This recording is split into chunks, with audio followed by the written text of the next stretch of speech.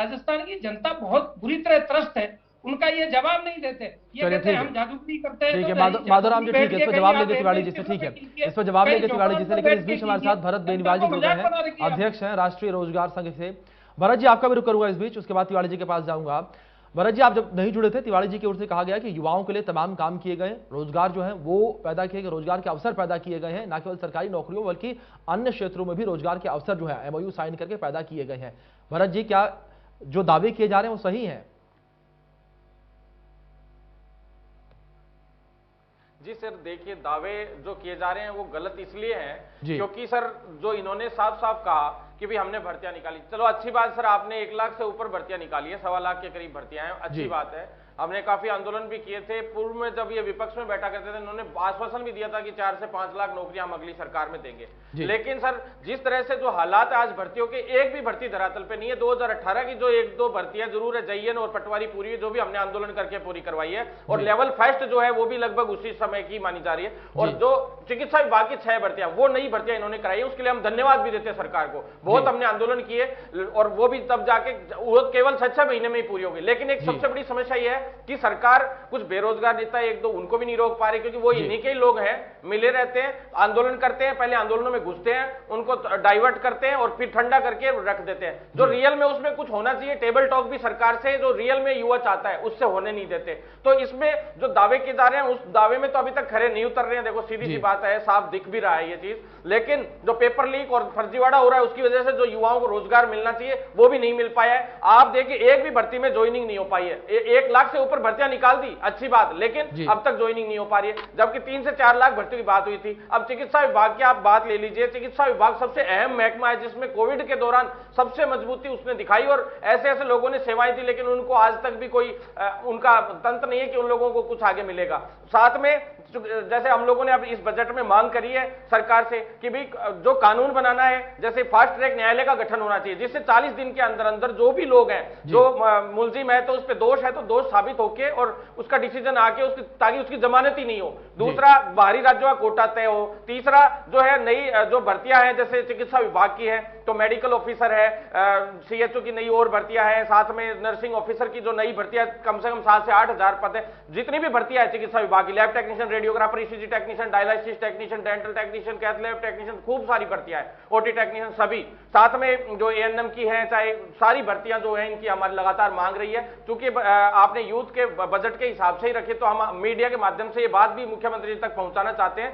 कि इन पदों पर भर्ती हो अभी, और भर्तियां हो तो लिखित परीक्षा से हो। चिकित्सा विभाग में ये कहते हैं हम पेपर लीक खुद नहीं करवा रहे, भाई मंत्री हमारे इन्वॉल्व नहीं है। तो अगर आपके मंत्री इन्वॉल्व नहीं है तो मैं एक जवाब चाहता हूं। आप यहाँ पे कांग्रेस के प्रवक्ता भी बैठे हैं, मैं इनकी इज्जत भी बहुत करता हूं, तो मैं इनसे ये बात पूछना चाहता हूं कि भाई जो चिकित्सा विभाग है उसमें सारी भर्तियां मेरिट आधार पर आपने कर दी, जानबूझ के नियम बदल दिए। तो सरकार ने वो नियम ये बदले कि मेरिट आधार पर भर्तियां होंगी, जबकि लिखित परीक्षा से, यानी जो परीक्षा देगा योग्य होगा उसका सिलेक्शन हो जाएगा। लेकिन उन्होंने मेरिट आधार पे कर दी, तो बाहर से डिग्रियां बनवा के फर्जी लोग 90% से ऊपर के एसओजी में 3 मुकदमे दर्ज है, तीनों मैंने मेरे नाम से दर्ज है, मैंने करा रखे हैं भरत बेनीवाल नाम से। और सर मैं आपको कह रहा हूं कि सरकार जब सामने खुला फर्जीवाड़ा कर रही है तो सर पेपर लीक में इनके लोगों का इन्वॉल्वमेंट होगा कि नहीं होगा, आप खुद सोच सकते हैं। ठीक है भरत जी, जवाब तो ये कह रहे हैं कि नहीं है तो ऐसा नहीं हो सकता। दूसरा, जो शिक्षा विभाग है, first, second grade, third grade शिक्षकों की भर्ती, अनुदेशक की भर्ती, नई भर्तियां भी आनी थी। इन्होंने बोला था हमने भर्तियां 10,000 अनुदेशकों की भर्तियां पूरी करनी थी, वो भी 7,000 पूरे नहीं हो पाए,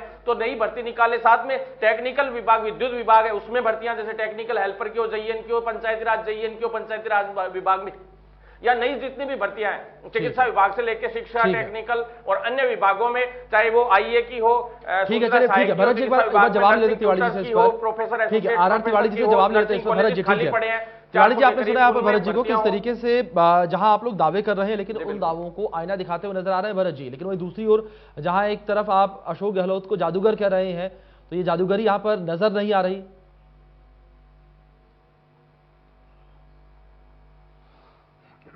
अभिषेक जी, जो पिता जी अपने बच्चों को देने के लिए कुछ पिटारा खोलता है जी, लोकतांत्रिक प्रणाली में युवा किसी भी राज्य के, देश के बेटे बेटियां होते हैं, भविष्य उन्हीं का है, भारत उन्हीं से बनेगा, राजस्थान उन्हीं से बनेगा।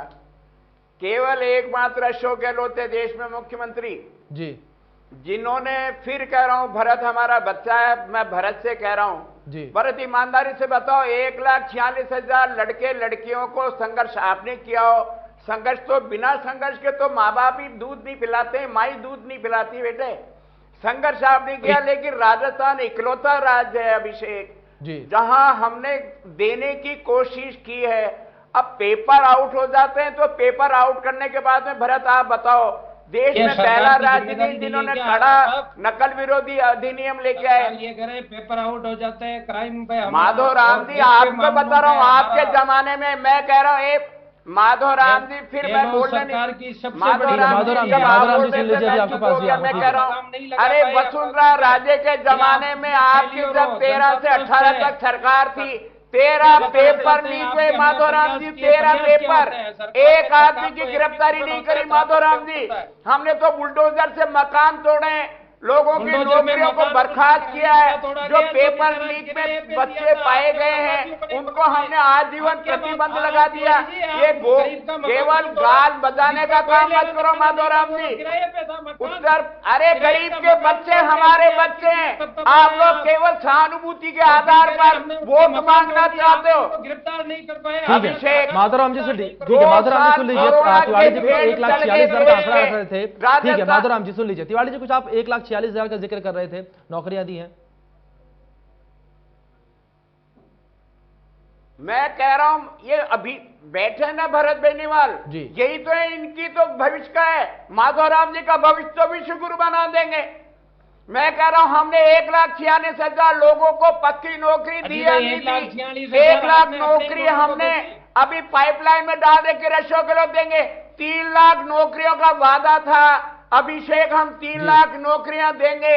और फिर कह रहा हूं, राज बदलने वाला नहीं है जी, रिवाज बदलेगा, आपकी बार सरकार फिर आएगी जी। ये थोथे गाल बेचने वाले माधव राम जी वसुंधरा राजे जी के जमाने में वो 5 साल में 13 परीक्षाएं लीक हुई थी, पेपर लीक हुए। आप एक आदमी का नाम बता दो जिसको आपने गिरफ्तार किया हो, आप कोई कड़ा कानून लेकर के आए हो। अरे आपके जमाने में तो जिन्होंने पेपर टीपा, 80 लोग पुलिस की नौकरी में चढ़ गए, पेपर लीक करने वाले नहीं, जिन्होंने पेपर देख करके परीक्षा दी, सरकार ने उनको नौकरी में रख लिया। ठीक है। भरत जी क्या ये 1,46,000 नौकरियां मिली हैं जिसका जिक्र कर रहे हैं तिवारी जी?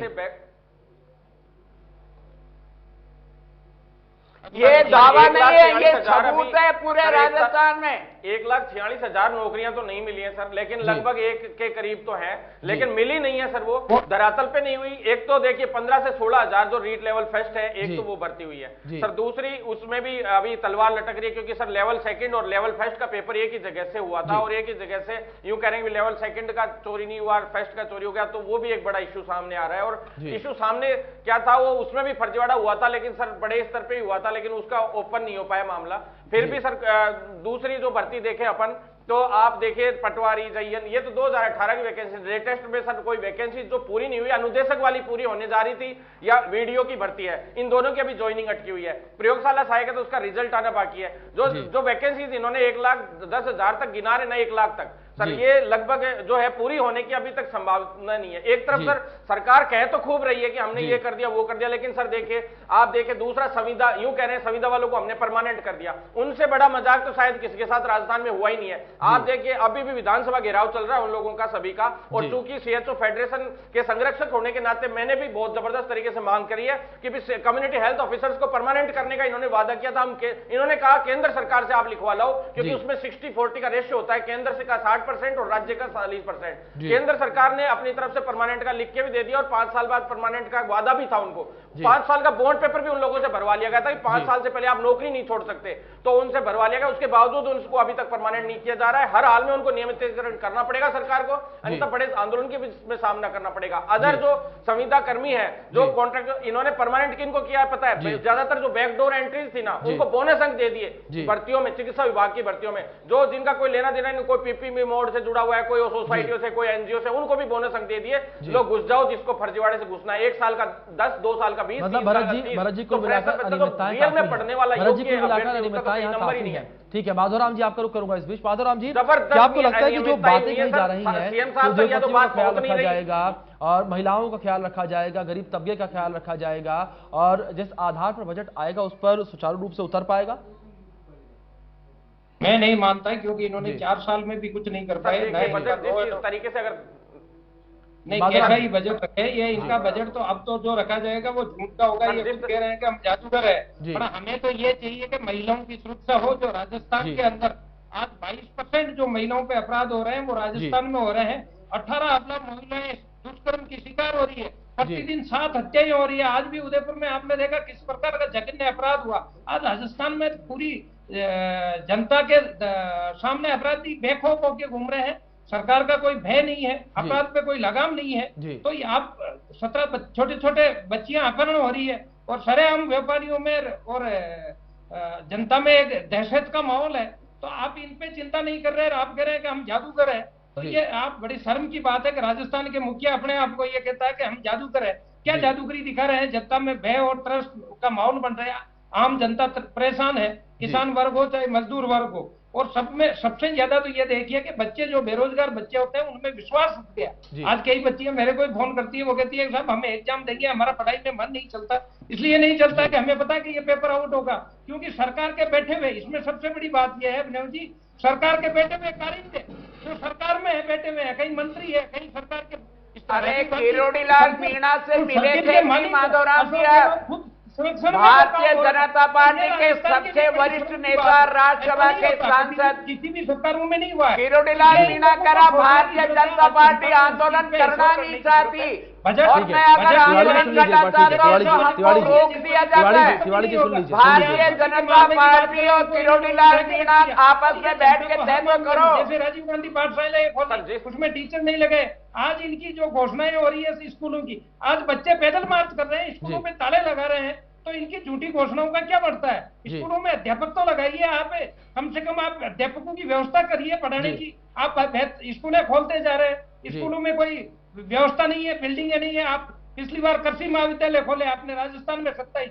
आप तिवारी जी आज भी बता दीजिए। मतलब माधवराम जी कुल मिलाकर वादे जो है सारे खोखले हैं। ठीक है माधवराम जी, कुल मिलाकर वादे जो है खोखले। तिवारी जी आपका रुख करूंगा और बात थोड़ी सी सुरक्षा को लेकर भी करूंगा। जिस तरीके से माधवराम जी ने जिसका जिक्र किया, ये बड़ा इशू है अपने आप में राजस्थान में, क्योंकि अगर सुरक्षा व्यवस्था ठीक नहीं रहेगी, चाक चौबंद नहीं रहेगी, तो क्या आपको लगता है कि जो उद्योगपतियों को आप बुलाते हैं, MOU साइन होते हैं, तो क्या वो उद्योग लगाने आएंगे प्रदेश में?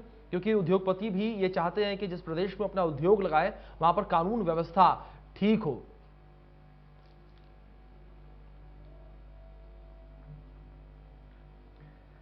अभिषेक सही कह रहे हैं आप जी, लेकिन फिर कह रहा हूं माधवराम जी बैठे हैं, बेनीवाल बैठे हैं, देश का पहला राज्य है राजस्थान जी, जहां मुख्यमंत्री जी ने तमाम SP से कह रखा है जी, घटना छोटी हो, घटना बड़ी हो, किसी भी प्रकार की घटना हो जी, अगर वादी वहां अपनी मुकदमा दर्ज कराना चाहता है जी, आप उसको मना नहीं कर सकते हो जी। SHO की जिम्मेदारी है कि वो थाने में रिपोर्ट दर्ज करेगा। अगर वो दर्ज नहीं करेगा तो SHO लाइन हाजिर होगा, SP की जिम्मेदारी है। और इसलिए छोटी घटना हो या बड़ी घटना हो, ये देश का पहला राज्य जहां हमने बाध्यता की है कि वो FIR लॉन्च करेगा। माधवराम जी, भारतीय जनता पार्टी की वसुंधरा जी के शासन में FIR लॉन्च करने के लिए अलाउ नहीं करते थे। आप हम अदालत के माध्यम से हमको FIR लॉन्च करानी पड़ती थी। और NCRB का आंकड़ा, अभिषेक, NCRB का आंकड़ा है 44% महिला अपराध कर दिया, आपस वापस हो जाते हैं, झूठे होते हैं। ये मैं नहीं कर रहा हूं, भारत सरकार का अपराध संस्थान कहता है 44% महिला अपराध झूठे पाए जाते हैं। अब ये कहते हैं उनके खिलाफ में कार्रवाई करो। हम ये कहते हैं कि अगर आप चाहते उन महिलाओं के खिलाफ कार्रवाई करें तो जननायक अशोक गहलोत की बार पांव डालेंगे। अगर महिला प्रकरण में महिला ने झूठा आरोप लगाया उसके खिलाफ कार्रवाई होगी। आंकड़े बढ़ गए, स्वीकार करते हैं, लेकिन वो FIR लॉन्च कराने की बाध्यता है। महिलाओं के प्रति तिवारी जी यहाँ आंकड़े बढ़ गए, ठीक है तिवारी जी यहाँ आंकड़े बढ़ गए क्योंकि केस दर्ज किए जा रहे हैं, FIR दर्ज की जा रही है इस वजह से। लेकिन अब अगर थोड़ा पिछले बजट को लेकर थोड़ी सी बात की जाए, जिस तरीके से आपने भी जिक्र किया था आपसे थोड़ी देर पहले कि अशोक गहलोत जो है जादूगर हैं, तो जो आंकड़े रखे गए थे, जो वादे रखे गए थे, उन वादों को पूरा करने के लिए 23,000 करोड़ रुपए का खर्च सरकार को लेना पड़ गया। किस तरीके की जादूगरी है? मेरी बात सुनो जी। 2,14,000 करोड़ का बजट पिछला जी, अब की बार लगभग 2,65,000 करोड़ का संभावित बजट जी।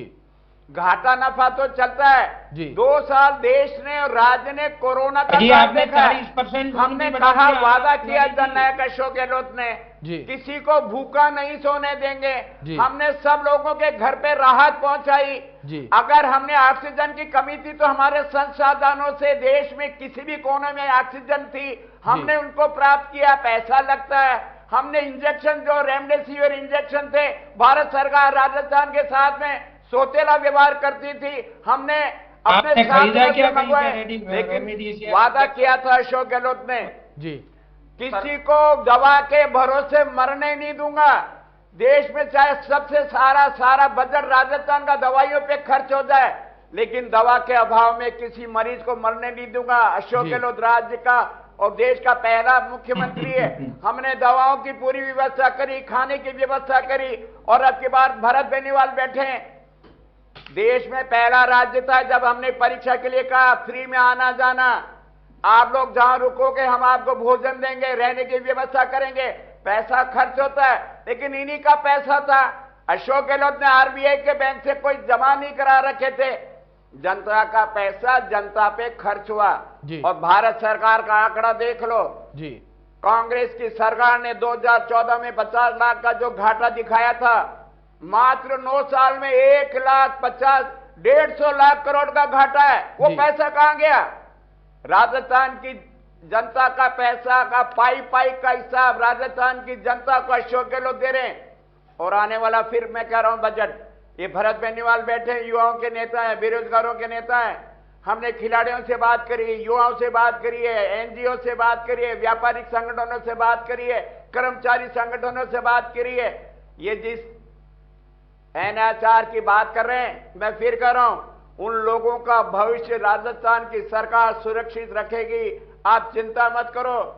जिन्होंने कोरोना काल में आदमी की जान बचाई, वो भगवान के अवतार थे, उनको हम लोग ऐसे ही बेसहारा नहीं छोड़ेंगे। भरत बजट का इंतजार तो करो, ये बजट ही आप लोगों के लिए। मतलब तिवारी जी बजट का इंतजार करें। हमने पहली बार नवाचार किया, राजस्थान ने किसानों को बजट दिया, अब की बार तो समर्पित ही युवाओं को है, छात्रों को है, खिलाड़ियों को है। ठीक है, युवाओं को समर्पित बजट है, छात्रों को समर्पित बजट है। फिर से रुख करता हूं मैं भरत जी का। भरत जी आपका रुख करूंगा। जिस तरीके से तिवारी जी कह रहे हैं कि युवाओं को समर्पित बजट है, छात्रों को समर्पित बजट है, क्या जो घोषणाएं पिछले बजट में की गई थी, क्या जो बजट जो पैसे खर्च करने की बात युवाओं के ऊपर कही गई थी, छात्रों के ऊपर कही गई थी, भरत जी आपको लगता है कि सही जगह पैसे खर्च हुए हैं? जी नहीं सर, 4 साल हो गए, बजटों में बड़ी बड़ी घोषणाएं हो रही हैं, बाकी अभी तक फुलफिल तो कोई हुई नहीं है। धरातल पे आने के बाद हम मानते हैं सर कि भी हो सकता है, लेकिन ये सरकारें जो लास्ट में आके जो बजट खर्च करती है ना चुनावों के पास, अगर ये समय पे रहते करें और टर्म वाइज करें, जो वैकेंसीज है जैसे 10,000 निकालनी है तो वो हर साल 2-2 हजार करके आप 5 बार में निकाल दीजिए, वो ज्यादा बेहतर चीज है। तो युवा जो है सर बहुत ज्यादा त्रस्त है। सबसे ज्यादा आपने आज आंकड़ा देखा होगा न्यूज़पेपर में, मतलब सबसे ज्यादा आत्महत्याओं के जो मामले हैं स्टूडेंट्स के साथ हो रहे हैं, बहुत ज्यादा सर। स्पेशली कोचिंग्स के लिए इस तरह के एक्ट भी बनेंगे, साथ में युवाओं के लिए भी कुछ ना कुछ इस तरह का होना बहुत जरूरी है, चाहे बेरोजगारी भत्ते का ही सहारा हो या सर ये मैं नहीं कहता सरकारी नौकरी आप दीजिए, आप प्राइवेट सेक्टर को भी डेवलप करके और डेवलपमेंट के हिसाब से उनको प्राइवेट सेक्टर में भी रोजगार दीजिए। साथ में जो है रोजगार के साथ साथ जो जैसे अब वृद्धों के लिए भी सर हम तो मांग करते हैं कि भी सर बुजुर्ग जो है उनकी भी बहुत बुरे हालात है, और सर उनके लिए भी कोई ना कोई स्पेशल इनको बजट अच्छा सा देना चाहिए इस बजट में। साथ में किसानों की भी हालत यही बहुत खराब है, क्योंकि हम युवा सारे के सारे बुजुर्ग तो तो हमारे आखिर किसान ही है सर। तो युवाओं के हिसाब से भी जो है, आज किसानों के हिसाब से भी बहुत बुरे हालात है राजस्थान के। 1 2 3 4 5 6 7 8 9 10 गिनते ही राहुल गांधी जी ने कहा था कि हम वो ऋण माफ कर देंगे, आज तक शायद वो भी नहीं हुआ। सबसे बड़ा तो सर हमने अभी मैंने प्रेस कॉन्फ्रेंस भी की थी 3 दिन पहले सर, क्राइम का जो सबसे बड़ा इश्यू है आज राजस्थान का नंबर 1 पे है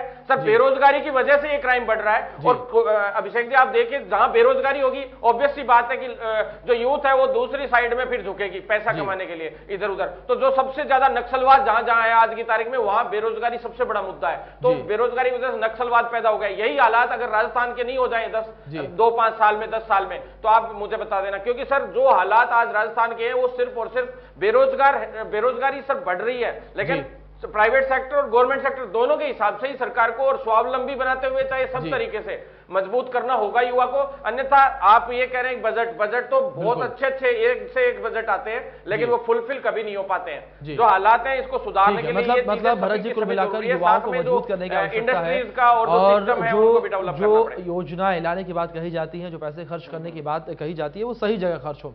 माधोराम जी आपका रुख करूंगा, और जिस तरीके से बजट से अपेक्षाएं काफी कुछ की जा रही हैं, आपकी क्या अपेक्षाएं हैं बजट से? देखिए, अब बजट से कुछ भी अपेक्षा नहीं है, क्योंकि ये अंतिम बजट है और इस बजट का एग्जीक्यूशन होना ही नहीं है। अब तो ये कह रहे हैं कि मुख्यमंत्री 18 महीने तक कोरोना काल में अपने घर से नहीं निकला, वो अपनी पीठ थपथपा रहे हैं। तो झूठ की पराकाष्ठा हो गई है जब आदमी खुद ही नहीं निकल रहा है घर से, मुख्यमंत्री मौत के डर से। नहीं तो जनता का प्रतिनिधि था, जनता के बीच में जाते इतनी मौत से क्या डर था कि अरे आप कहाँ निकले थे? एक बात बताओ माधोराम जी, जब आदमी को निकलने के लिए मना कर रखा था, वो कहाँ निकलता माधोराम? कर देंगे तो ये क्या कर देंगे? 6 महीने इनके पास में बचे हैं, इनको एग्जीक्यूशन में ही करने में टाइम लग जाएगा। और राजस्थान को कर्जे में डुबो दिया इन्होंने। आज 4.5 लाख करोड़ का जो 40% इन 5 साल में, पिछले 70 सालों में जो उधार लिया, उसका 40% अभी लिया है इन्होंने उधार। और ये पैसा कहाँ जा रहा है? नया एग्जीक्यूशन हो रहा है इनका। तो इन्होंने किस प्रकार सरकार को कर्जे में डुबो दिया, सरकार का जनता से विश्वास हो गया। तो ये कुल मिला के सारे मोर्चों पे विफल है। चाहे कोई भी महिला का मोर्चा हो, मजदूर का हो, किसान का हो, गरीब का हो, चाहे इनकी आज पीडीएस की बात करें, इनका पोर्टल 4 साल से आ रहा है। तिवारी जी वो तो चालू करवा दो आप। बार आपको मैं निवेदन कर रहा हूँ कि जब इनका खुद का पीडीएस का पोर्टल 4 साल से बंद पड़ा है, कोई भी नया पात्र व्यक्ति उसमें जुड़ नहीं सकता, तो आप किस प्रकार गरीब की चिंता कर रहे हैं, गरीब की बात कर रहे हैं? माधोराम जी ठीक है, तिवारी जी का रुख करूंगा फिर से मैं। ठीक है तिवारी जी, एक बड़ा सवाल लेकर यहाँ पर यह है, जिस तरीके से बजट को चुनावी बजट कहा जा रहा है, अगर इसको देखा जाए तो 4 साल सरकार रही आप लोगों की, 1 साल और बचा है सरकार का। 4 साल में आपने जो आंकड़े बताए हैं खुद से, अगर उसका जिक्र किया जाए तो 1,46,000 नौकरियां आप लोगों ने दी हैं। अगर भरत जी जो आंकड़े बता रहे हैं उसके ऊपर नजर डाली जाए तो करीब 1 लाख नौकरियां दी हैं। वादे आप लोगों ने 3 लाख की हैं, यानी कि कुल मिलाकर अभी भी 1.5 से 2 लाख नौकरियां आप लोगों को देनी है। 4 साल में 1 से 1.5 लाख नौकरी, क्या 1 साल में 1.5 लाख नौकरियां दे पाएंगे आप?